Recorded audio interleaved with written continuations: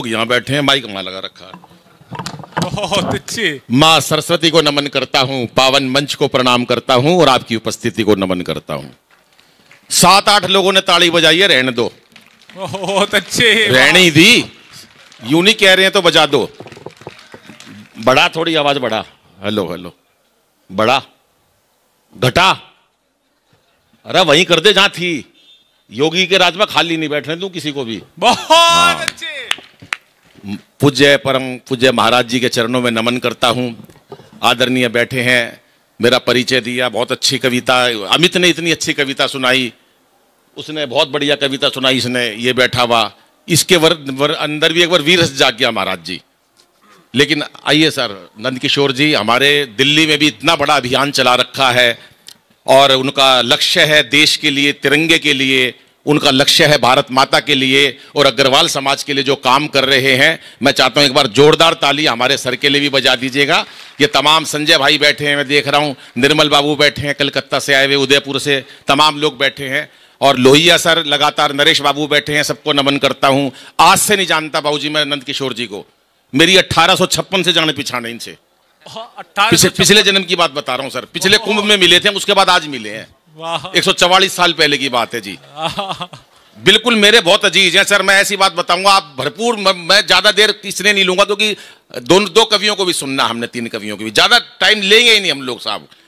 तो मेरे को याद है भाई साहब, कनाट प्लेस की बात है, एक पाकिस्तानी बैठा, एक चीनी बैठा, एक नंदकिशोर जी बैठे, मैं बराबर में बैठा, तीनों कॉफी पी रही है। पाकिस्तानी ने जैसी कॉफी खत्म करी, कप हवा के अंदर उछाल दिया, गोली मार के कप तोड़ दिया। ठा ठा, जिस कप के अंदर बैठकर एक बार कॉफी पी लेते हैं दोबारा नहीं पीते, हम पाकिस्तानी है, हमारा जलवायु कुछ और है।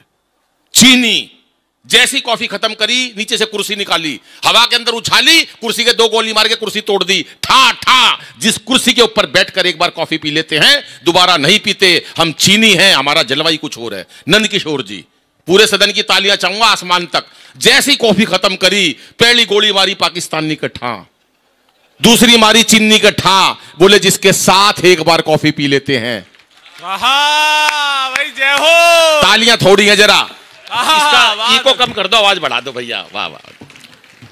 कि सत्ता को संभालते ही मोदी ने ऐलान किया, हाँ बढ़िया, खुद नहीं खाऊंगा और खाने नहीं दूंगा मैं। मोदी जी हमारे देश के बड़े नेता हैं, जहां जाते हैं मुरली मनोहर जोशी और अडवाणी जी को अपने साथ ले जाते हैं। खास तौर से शपथ ग्रहण समारोह में उन्हें दिखाते हैं शपथ ग्रहण समारोह कैसा होता है, और अपने सामने ऐसे बिठा देते हैं जैसे आदरणीय हमारे नरेश बाबू बैठे हुए और लोहिया जी बैठे हुए हैं, और एक ही बात कहते हैं मंच से, मित्रों आज मैं जो कुछ भी हूं, जहां कहीं भी हूं, इन दोनों की वजह से हूं, और ये दोनों जहां कहीं हैं। कि सत्ता को संभालते ही मोदी ने ऐलान किया, खुद नहीं खाऊंगा और खाने नहीं दूंगा मैं। और अखिलेश बोले अब जिंदगी में राहुल को अपनी साइकिल चलाने नहीं दूंगा मैं।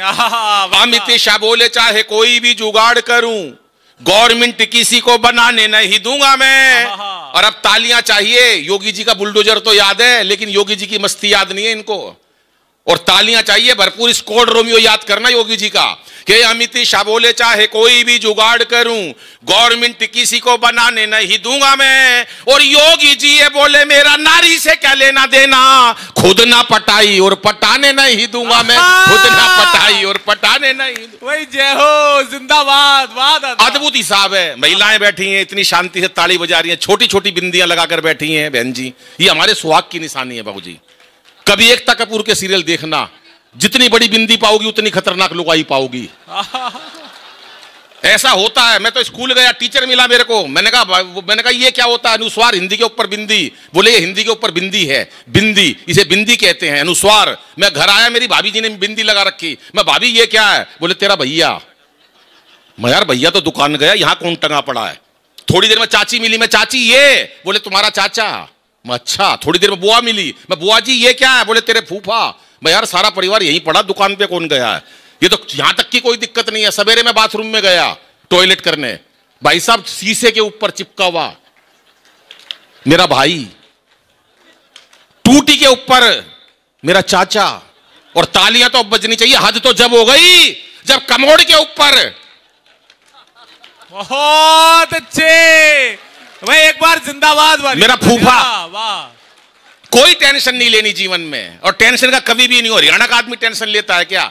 ये दोनों बहन जी देखो कितना क्या हंस रही हैं, क्या मन से सुन रही हैं। कमाल है बहन जी दोनों का, आपका हद हो गई। और आप तीनों बाबूजी इतने अच्छे लग रहे हो मेरे को, नंद किशोर जी और दूसरे बहुत बढ़िया लग रहे हो, लेकिन कोई रिस्पॉन्स नहीं दे रहे हो। आप तीनों ऐसे बैठे हो जैसे दिल्ली में 70 सीट थी, 67 केजरीवाल ले गया था, 3 भाजपा की बची थी, वो ऐसे ही बैठे रहते हैं। मिलके हाथ खड़े करके तालियां बजाओ एक साथ, क्योंकि हंसना हंसाना आदत है मेरी। हंसना हंसाना पवन भाई, हंसना हंसाना आदत है मेरी, अपना बनाना आदत है मेरी। लोग तो मुंह फेर के चल देते हैं, आवाज देके बुलाना आदत है मेरी। भाई वाह। बहन जी बैठो, आप नहीं बैठेंगी। एक बार महिला ने जो सोच ली कर ली। कोई महिला मानती नहीं भाई साहब किसी की बात, कोई है, मैं सच बता रहा हूं भाई साहब, महिला की शक्ति अद्भुत है। इतने से घर में चावल हो इतने सारे बना देगी, ये महिला की शक्ति है। इतनी सी सब्जी दे दो इतनी सारी कर देगी, महिला की शक्ति है।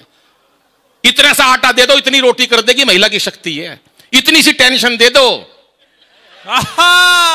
साले की खाट खड़ी कर देगी, ये भी महिला की शक्ति है। महिला की शक्ति का कोई मुकाबला नहीं है।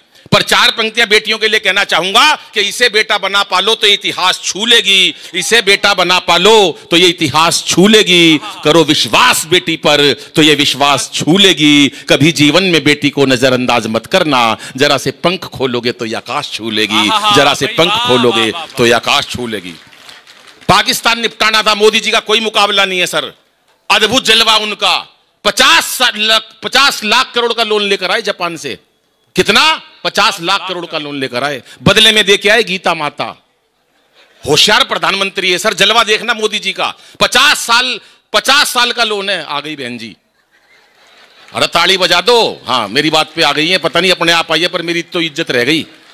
मोदी जी बहन जी सुनो, बहुत अच्छी बात बता रहा हूं। देखो इतना अच्छा सुन रही हो, मैं इसलिए कह रहा था, अभी मेरा परसों कवि सम्मेलन था, आप इतना सुन रही हो, अच्छा ये बहुत बढ़िया बात है। परसों कवि सम्मेलन था, 2 महिला 15 मिनट से गुस्से में देख रही मेरे को। आई होगी घर में कलेश करके, मेरे को क्या लेना देना। मैंने बूझ लिया, मैंने कहा बहन जी मुझसे कोई गलती हो गई क्या? बोली नहीं, तेरी शकल मेरी सास से मिलती है। क्या करोगे तुम किसी का? टेंशन दूर होती नहीं है भाई साहब, हर जगह बुरा हाल पड़ा है। मेरे तो वाइफ मेरे घर पे, मैं दिल्ली रहता हूँ साहब पीतापुरा, और मैं कोई यहाँ पर इसलिए नहीं आया, केजरीवाल से दुखी होकर आया हूँ। बहुत अच्छे लोग समस्या दूर करते, हमने समस्या को चीफ मिनिस्टर बना रखा दिल्ली में।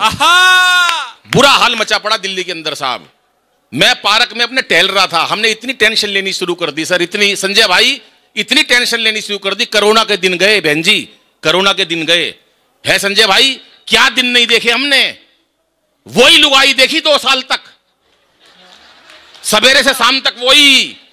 नरेश बाबू काम वाली आती नहीं थी, लुगाई नहाती नहीं थी, मेकअप का सामान खत्म हो गया।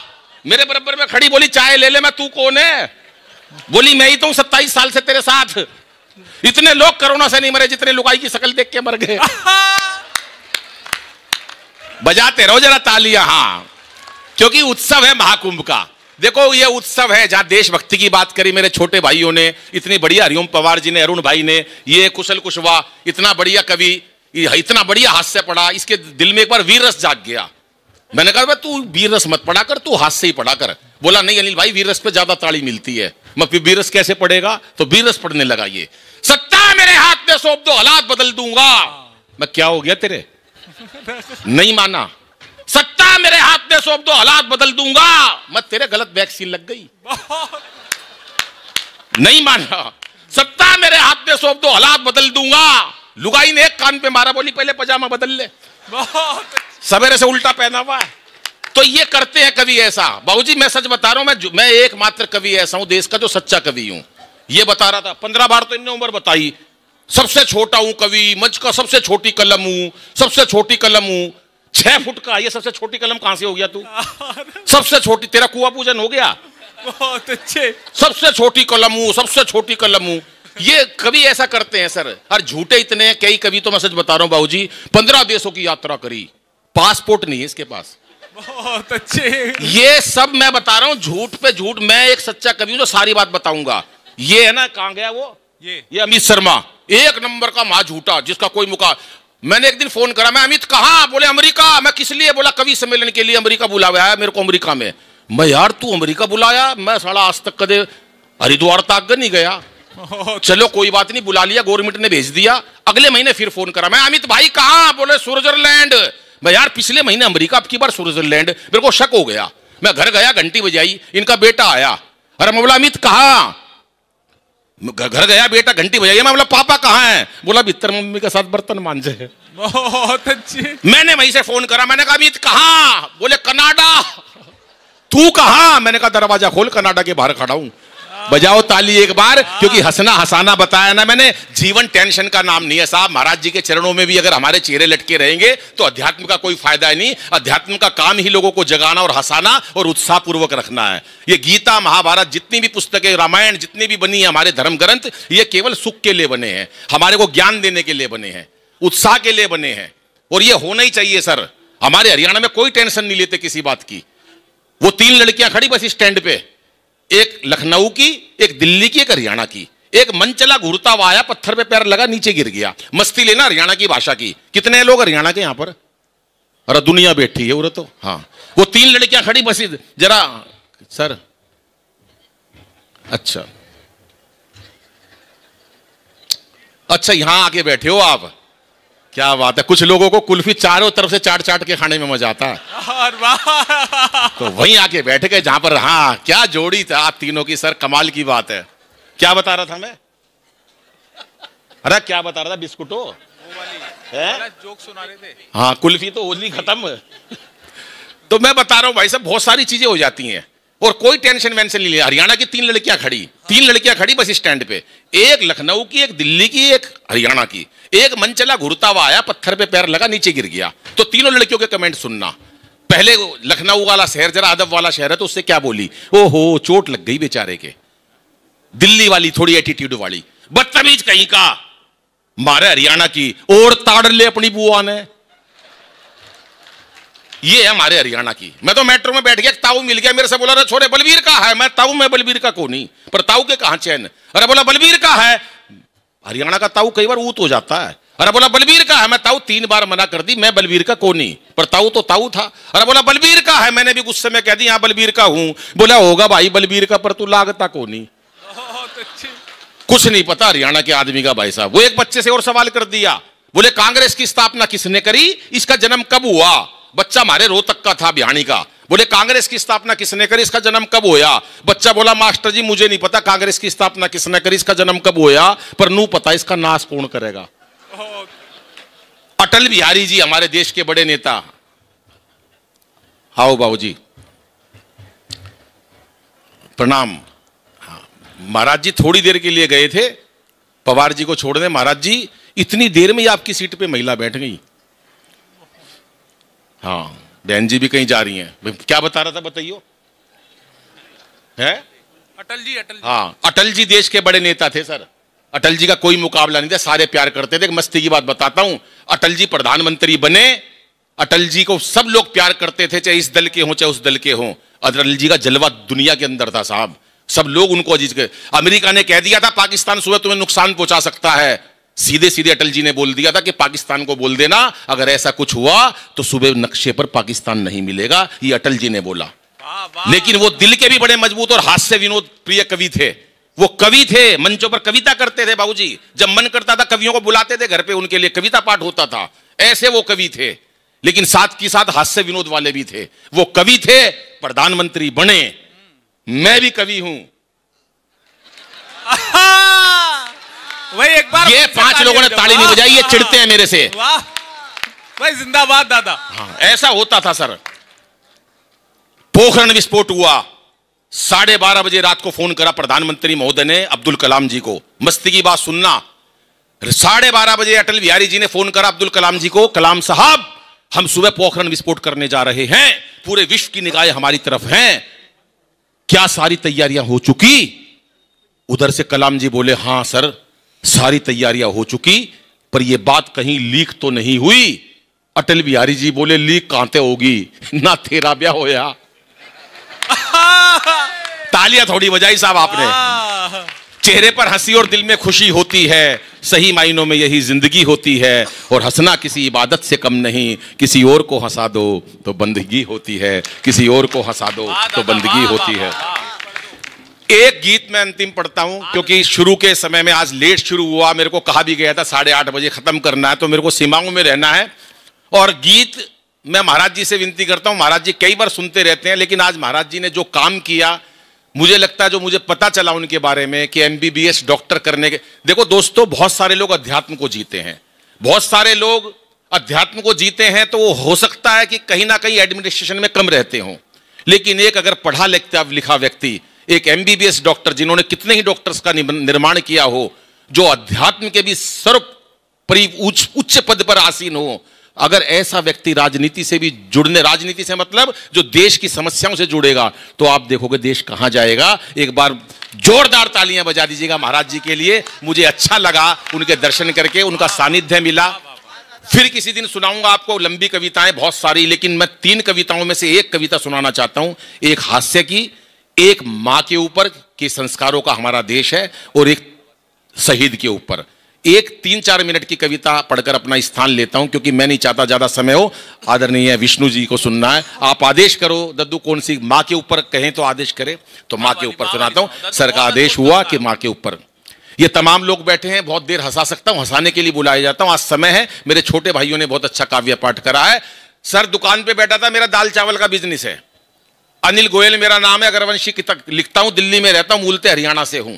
लोग कहते हैं हास्य का कवि है, संवेदना पता नहीं लिख सकता है कि नहीं लिख सकता है, लेकिन सच्चाई बताऊं, ये सारे कवि हर रस में लिख सकते हैं।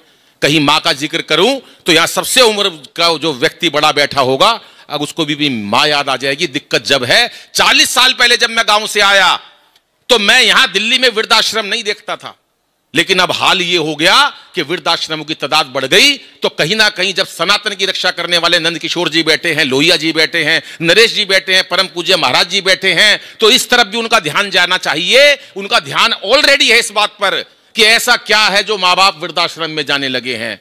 मैं उस मां की याद दिलाता हूं दोस्तों, कहीं ना कहीं आपको ये लगे तो सारे साधन की आशीर्वाद और तालियां भी चाहूंगा। मैं दुकान पर बैठा, अनायास ही मेरे को अपनी मां याद आई।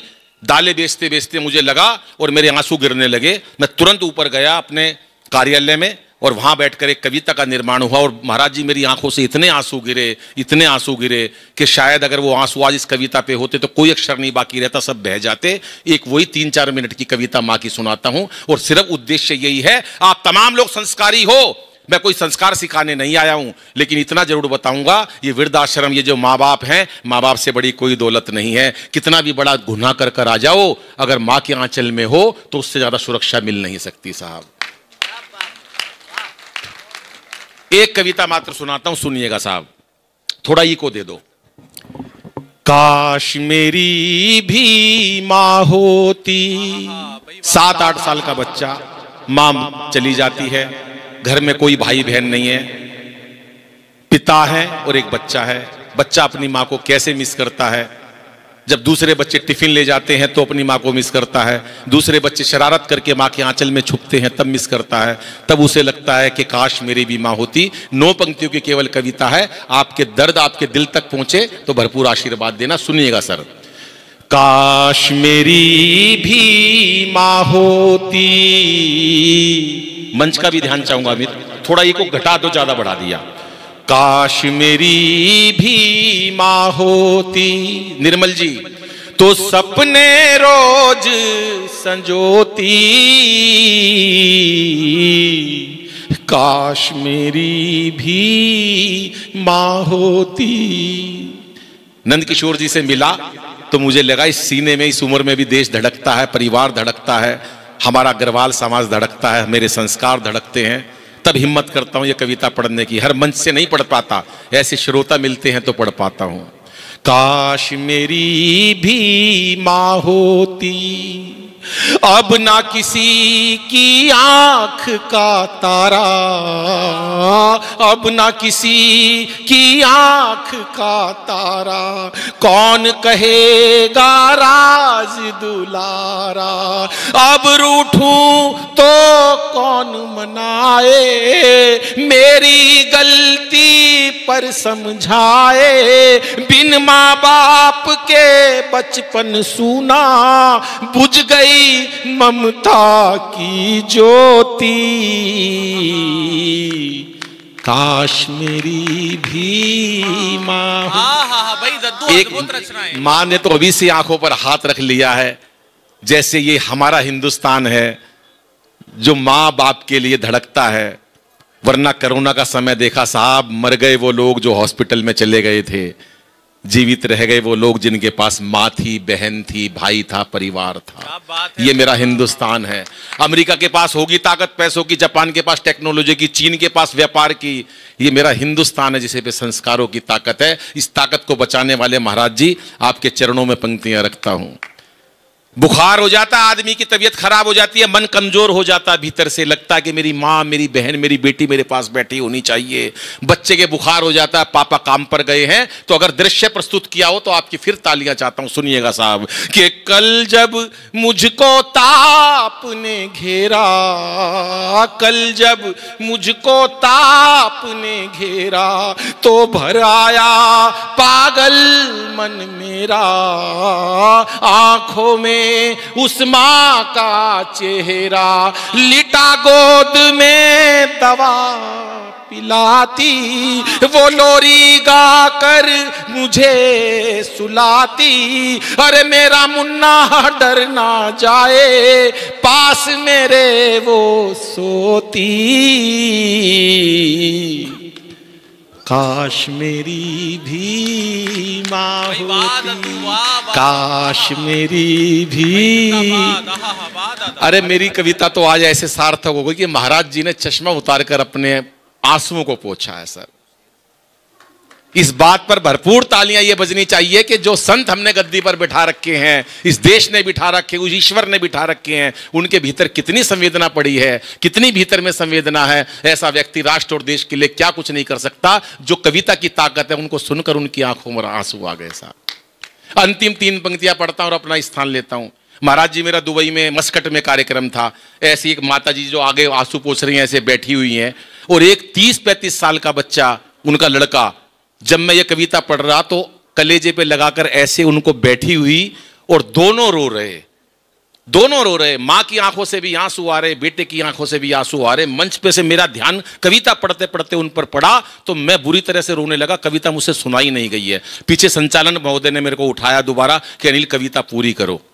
जब मंच पर कविता पढ़कर नीचे गया तो उन्होंने पूछा, बेटा कहां से आए हो? मैंने कहा मैं दिल्ली से आया हूं। मैं माता जी आप? बोली मैं रहती तो बंबई हूं, मेरा बेटा मस्कट में नौकरी करता है, इससे मिलने आई थी। कवि सम्मेलन में आई और ये कविता सुनी तो मेरा वात्सल्य जाग गया, मेरी ममता जाग गई।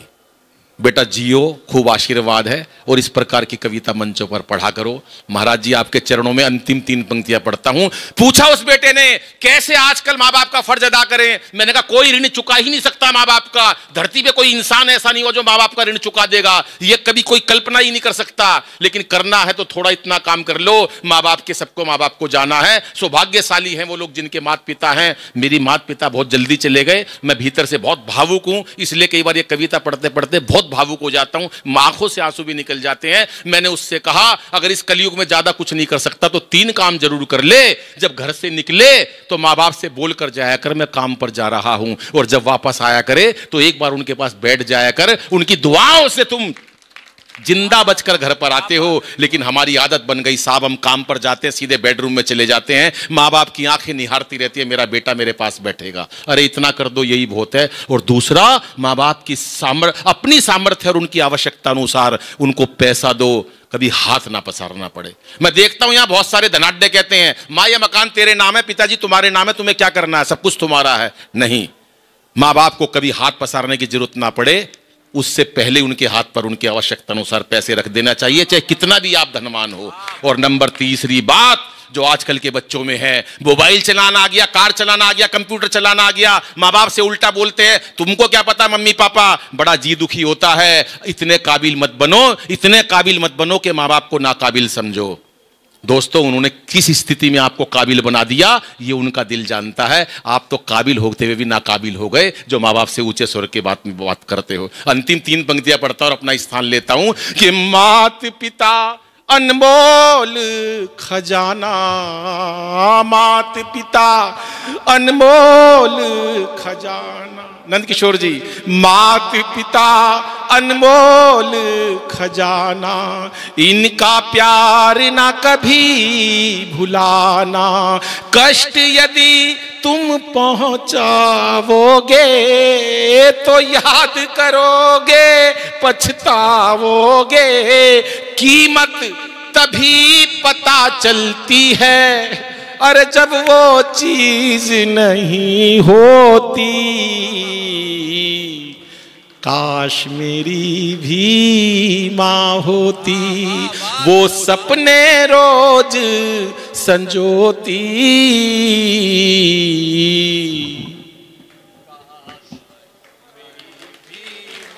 काश मेरी भी माँ होती।